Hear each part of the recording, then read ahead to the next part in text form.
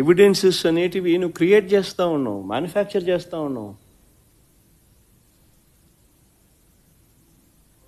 ఈ మాదిరిగా తప్పుడు సాంప్రదాయానికి నువ్వు నాంది పలుకుతే రేపు పొద్దున వ్యవస్థ బతుకుతుందా?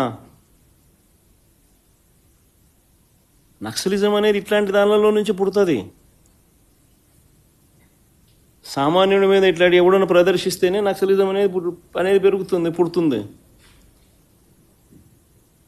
నిజంగా రాష్ట్రాన్ని బిహార్ చేయడంలో ఎంతకన్నా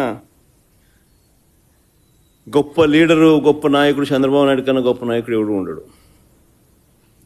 చివరికి ఆశ్చర్యం ఏం తెలుసా, భాస్కర్ని ఎందుకు టార్గెట్ అని అంటే చంద్రగిరి చంద్రబాబు గారు సొంత కాన్స్టిట్యున్సీ. భాస్కర్ అనే వ్యక్తి కూడా కాదు, చివరికి భాస్కర్తో పాటు భాస్కర్ కొడుకును కూడా.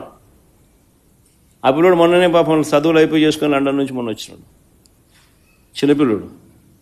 ఆ పిల్లోని కూడా దీంట్లోకి ఇరికిచ్చేసినారు. అంటే చంద్రగిరి కాన్స్టిట్యున్సీలో క్లీన్ ఉండాల, ఆయన సొంత కాన్స్టిట్యున్సీ కాబట్టి. ఏంది ఇది నాకు అర్థం కాదు. సొంత కాన్స్టిట్యున్సీలో గెలవలేని వ్యక్తి ఇక్కడ 17,000తో ఓడిపోతే, చంద్రగిరిలో ప్రజలు తంతే చంద్రబాబు నాయుడిని 17,000తో ఓడిస్తే కుప్పం పోయినాడు.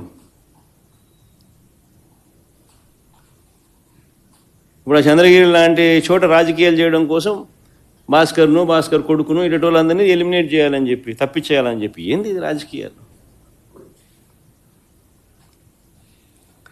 ఈ తప్పుడు కేసుల పరంపరలో ఇప్పటికే